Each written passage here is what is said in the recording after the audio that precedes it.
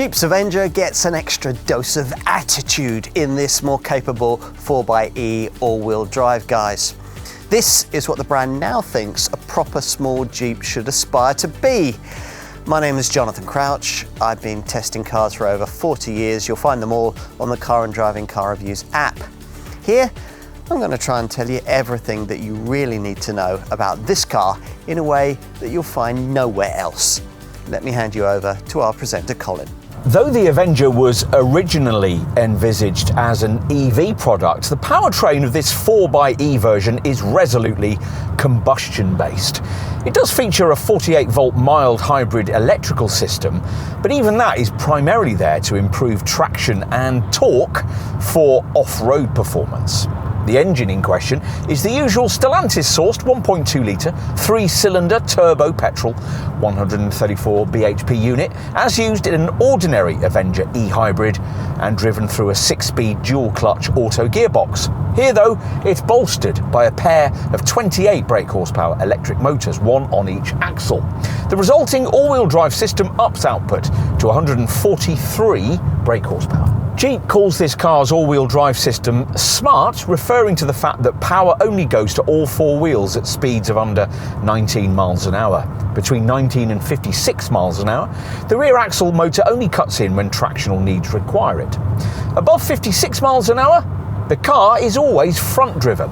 For off-roading, there's on-demand torque distribution with a front-to-rear split of up to 50-50, and there's a select terrain system that, as well as the Tarmac-based sport and auto modes, also has sand and mud and snow settings, which alter stability formats and power distribution according to terrain. The Avenger 4xe offers a 10mm ride height increase over the standard model, which doesn't sound much, but that standard car was quite high set already, so the 210mm figure of this 4xe is lofty for this class of SUV and enables water up to 400mm deep to be forded.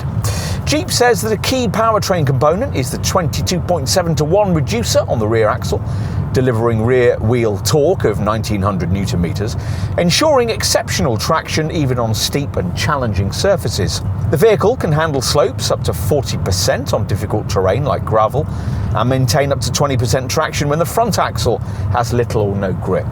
Not what you'd expect from a small, trend-conscious lifestyle SUV. Of course, we need to put all this into realistic perspective. This is certainly not a proper trail-rated Jeep. In the unlikely event that you regularly want to go off-road in a small SUV, something like a Dacia Duster 4x4 would suit you much better.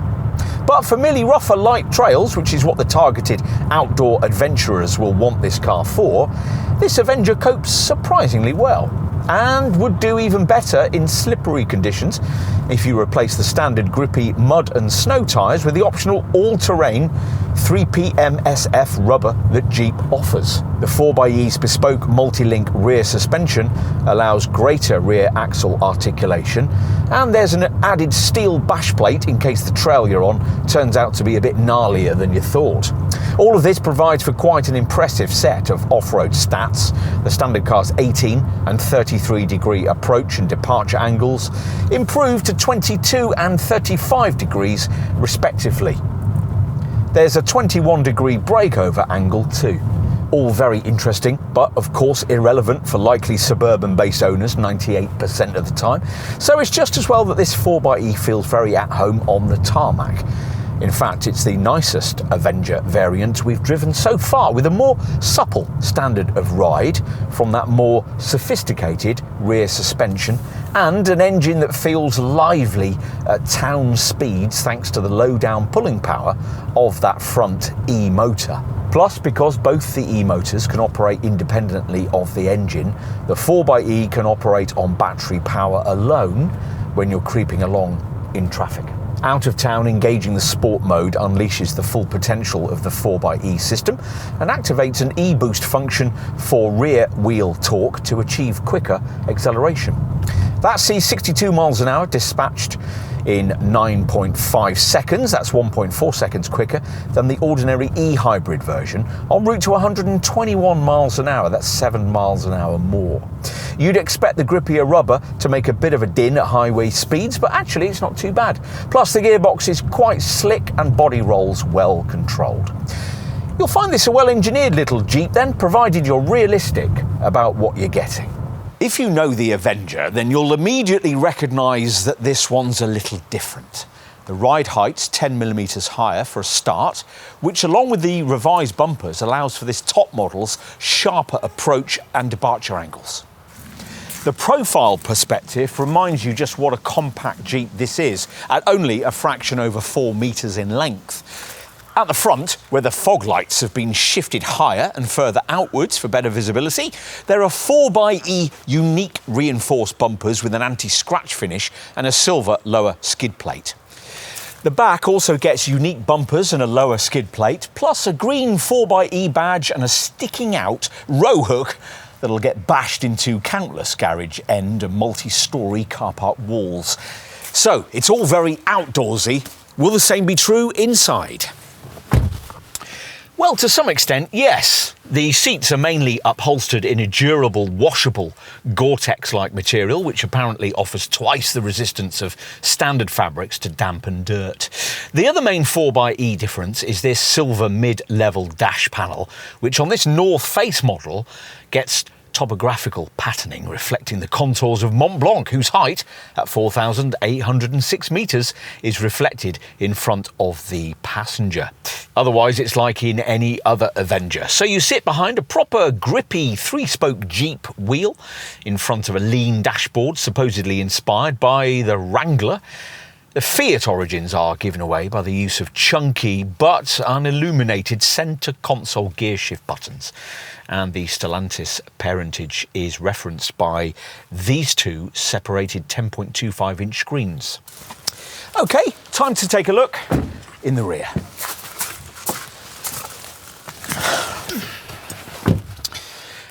Where the first thing you'll notice are these rather silly seat back elastic straps, supposed to be reminiscent of what you see on a North Face backpack, but which render this receptacle useless for anything except clothing or documents. Jeep claims that this car can take 3 adults across the back seat, as you'd hope a car of this price might, but as you'd expect with a small SUV of this size, it'll still be a bit tight for the middle-seated person. Let's finish as usual with a look out back. Now, you only get this powered tailgate with top trim, which rises to reveal a 325-litre boot. That, thanks to the 4xe's extra rear axle motor, is 30 litres down on the usual Avenger capacity, which was already rather modest by class standards. If you're comparing to the front-driven Avenger e-hybrid, then here you'll get 45 litres less. Still, you access the space via a low 720mm loading height, and there's a 1 metre rear hatch width.